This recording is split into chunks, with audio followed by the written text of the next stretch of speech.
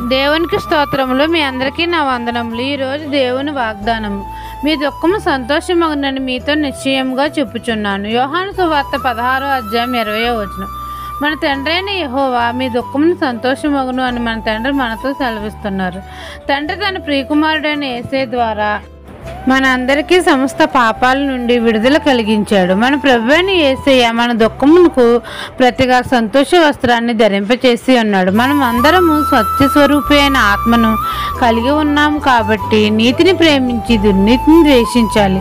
తండ్రి మనకిచ్చిన ఉచితమైన రక్షణ ద్వారా మన దుఃఖము సంతోషముగా మారింది. ఆయనను నమ్ముకొనుట ద్వారా పాపానిపై జయము, మరణంపై జయము, దుష్టుడిపై జయము, లోకముపై లోకాశలపై జయము కలిగినది.